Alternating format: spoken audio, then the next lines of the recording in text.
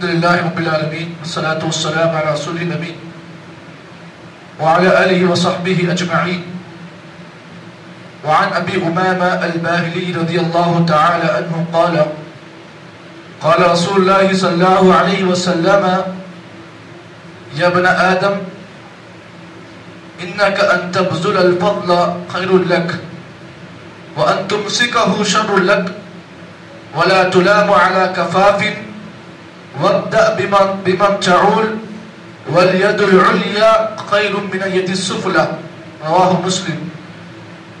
جس حدیث کو میں نے آج آپ حضرات کے سامنے پیش کیا، اس حدیث کو امام مسلم نے اپنی صحیح میں حضرت ابو امامہ رضی اللہ تعالیٰ عنہ سے روایت کیا. یہ جو حدیث امام مسلم نے بیان کی، اس حدیث میں اللہ کے نبی صلی اللہ علیہ وسلم نے تین اہم باتوں کی آپ نے وضاحت کی ہے. سب سے پہلے حدیث کے ترجمے پر غور کریں. یہ حدیث حدیث قدسی ہے، یعنی اللہ رب العالمین اس حدیث میں خطاب کر رہے ہیں. حضرت ابو امامہ سے روایت ہے، اللہ کے نبی صلی اللہ علیہ وسلم نے فرمایا، اللہ تعالیٰ فرماتے ہیں یا ابن آدم، اے آدم کی اولاد، اے آدم کے بیٹو، انک ان تبذل الفضل خیر لک، اگر تمہارے پاس دولت ہے، پیسہ ہے، اور وہ پیسہ جو تمہارے پاس رکھا ہوا ہے وہ ایسے اسٹاک ہے، یعنی جمع شدہ ہے، خرچ کرنے کے بعد، ضرورتیں پوری ہونے کے بعد اگر انسان کے پاس پیسہ بچ جائے تو انسان کیا کرے؟ اس حدیث میں بتایا گیا کہ کوئی آدمی ایسا ہے، دولت اتنی ہے کہ زندگی کے تمام ضروریات پوری ہو چکی ہیں، اب اگر دولت بچ جائے تو اللہ تعالیٰ فرماتا ہے، اے آدم کی اولاد، اگر تمہارے پاس بچا ہوا پیسہ ہے تو یہ تمہارے لیے بہتر ہے. کب بہتر ہے؟ اگر تم اسے اللہ کی راہ میں خرچ کرو. اب سوال یہ پیدا ہوا، اللہ تعالیٰ یہ بات کیوں فرما رہا ہے کہ بچا ہوا پیسہ جو ہے اللہ کے بندہ کیوں خرچ کرے؟ اس لیے کہ اگر کوئی بندہ بچا ہوا پیسہ جو ہے اگر اسے اللہ کی راہ میں خرچ کرتا ہے تو اس کے دو فائدے ہیں. پہلا فائدہ یہ ہے کہ بچے ہوئے پیسوں سے اللہ کی راہ میں خرچ کرنے کا پہلا فائدہ یہ ہے کہ انسان موذی بیماریوں سے، آفتوں سے بچ جاتا ہے. یہ پہلا فائدہ. دوسرا فائدہ کیا ہے کہ انسان اللہ تعالیٰ کے غضب سے بچ جاتا ہے. یہ دو عظیم فائدے ہیں.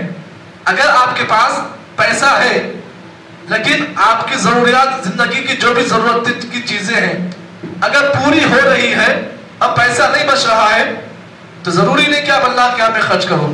جی، اگر آپ کے پاس اتنا پیسہ ہے، زندگی کے تمام ضروریات پوری ہو چکی ہیں، اگر تب پیسہ بچا ہوا ہے تو اس پیسے کو جمع کرنے کے بجائے اس پیسے کو خرچ کریں. کیوں؟ اس لیے کہ یہ خرچ کیا ہوا جو پیسہ ہے یہ آپ کو قیامت کے دن نیکیوں کی شکل میں آپ کے کام آئے گا.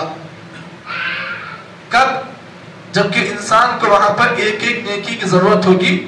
یہی وہ پیسہ ہوگا جو انسان کے لیے نیکیوں کی شکل میں کام آئے گا. اسی لیے اللہ تعالیٰ نے غالباً چوتھے پارے کی آیت میں اللہ نے فرمایا، لَن تَنَالُوا الْبِرَّ حَتَّى تُنْفِقُوا مِمَّا تُحِبُّونَ وَمَا تُنْفِقُوا مِنْ شَيْءٍ فَإِنَّ اللَّهَ بِهِ عَلِيمٌ. اللہ فرماتے ہیں کہ لوگوں، تم نیکی کو اس وقت تک نہیں پہنچ سکتے جب تک کہ تم اللہ کی راہ میں وہ چیز خرچ نہ کرو جو تمہارے نزدیک سب سے محبوب ہے. یہی وہ آیت کریمہ ہے جو حضرت ابو طلحہ انصاری رضی اللہ تعالیٰ عنہ کے اوپر یہ آیت اتنی اثر آئی، اتنی اثر پریز ہوئی، یعنی اتنی اس آیت کا اثر عبداللہ حضرت ابو طلحہ پر اتنا ہوا کہ جیسے یہ آیت کریمہ نازل ہوئی انہوں نے اپنا پورا باغ، اور یہ باغ جو اللہ کے نبی کو بڑا پسند تھا، اور اس باغ میں جو چشمہ تھا اس کا پانی اللہ کے نبی کو بڑا محبوب تھا. نبی صلی اللہ علیہ وسلم اس باغ میں جاتے اور اس کنویں کے پانی کو آپ پیتے جب کبھی آپ کو تھکان ہوتی. جیسے ہی آیت کریمہ نازل ہوئی تو ابو طلحہ کے پاس سب سے محبوب اگر کوئی باغ تھا یہ بیروحہ باغ تھا. انہوں نے اللہ کی راہ میں اسے خرچ کر دیا.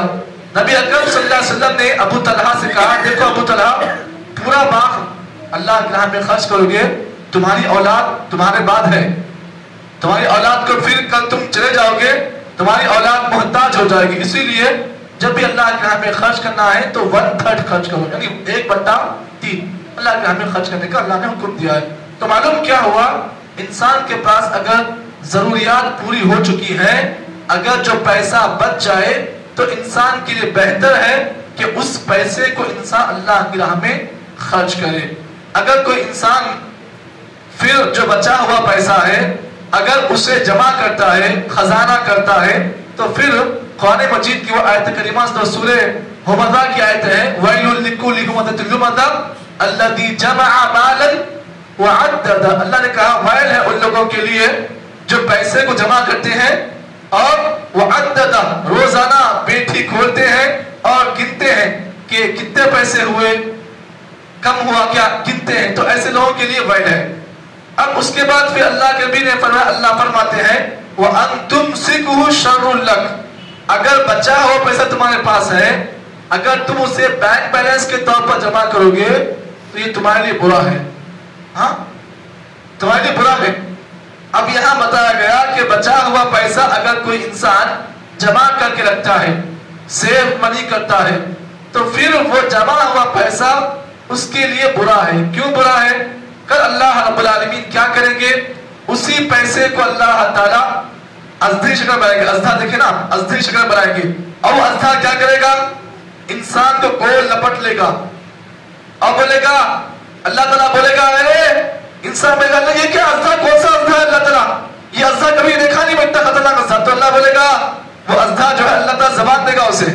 اب وہ ازدھا بولے گا انا مالک انا کنزک, اے پاگل میں تیرا وہ مال ہوں, تیرا خزانہ ہوں جو دنیا میں تو جمع کرتا تھا نا, میں وہ خزانہ ہوں, میں وہ پیسہ ہوں. معلوم کیا ہوا, جمع ہوا پیسہ انسان اپنے لیے بہتر سمجھتا ہے, لیکن اللہ رب العالمین قیامت کے دن اسی پیسے کو اللہ تعالیٰ ازدھے شکل بنائے گا اور وہ ازدھا انسان کو گول لپٹ لے گا اور انسان کے گردن کے پاس آ کر بولے گا انا مالک انا کنزک, اے بندے میں تیرا وہ مال ہوں, تیرا وہ خزانہ ہوں جس کو تو جمع کرتا تھا. تو معلوم کیا ہوا, اگر کوئی انسان نہ پیسہ اللہ کے راہ میں خرچ کر رہا ہے, نہ اولاد پہ خرچ کر رہا ہے, نہ بیٹیوں پہ خرچ کر رہا ہے, صرف جمع کر رہا ہے, تو اس کا مطلب یہ ہے یہ جمع کیا ہوا مال اس کے لیے برا ہے.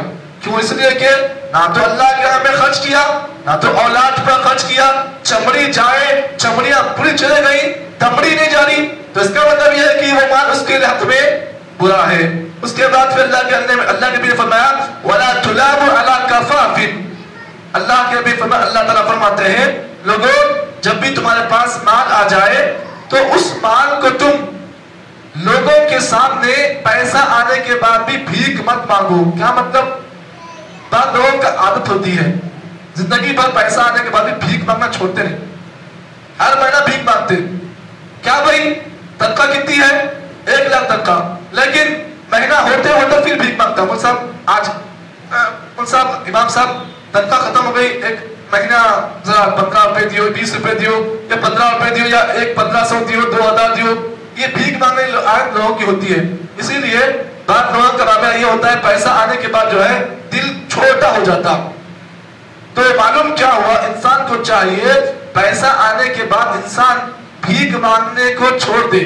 اس کے بعد پھر اللہ فرماتے ہیں وَابْدَأْ بِمَنْ جَعُولُ, اللہ نے فرمایا لوگوں جب بھی تمہارے پاس کوئی آدمی کچھ مانگنے کے لیے آئے تو تم اسے کچھ نہ کچھ دو.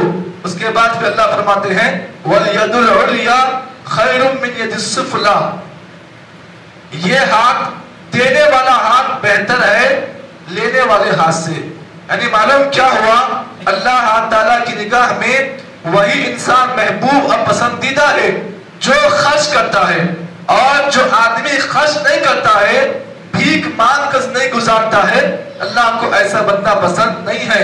تو معلوم یہ ہوا ہمیشہ اللہ سے دعا کرے کہ اللہ مجھے ہمیشہ ایسا ہاتھ والا بنا, ایسا ہاتھ والا بنا مت بنا. اس لیے کہ اللہ تعالیٰ انسان کو دولت دینے کے ساتھ ساتھ انسان کو دل بھی دیا ہے, تو انسان کو چاہیے دولت آنے کے بعد اپنے دل کو کشادہ کرے. تو اس حدیث سے معلوم کیا ہوا؟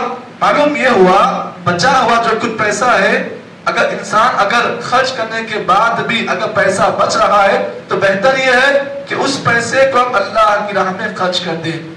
دوسرا اس حدیث سے معلوم کیا ہوا؟ ہمیشہ زندگی میں آپ ایسے ہاتھ والے بنے، ایسے ہاتھ والے بننے کی کوشش نہ کریں. اللہ سے دعا کریں کہ اللہ رب العالمین مجھے اور آپ کو اس حدیث کی روشنی میں جو جو باتیں بتلائی گئی ہیں ہم تمام کو صحیح معنی میں ان باتوں کے مطابق عمل کی توفیق عطا فرمائے. سبحان اللہ بحمدہ، سبحانک اللہم وبحمدک، نشہد ان لا الہ الا انت، نستغفرک ونتوب الیک.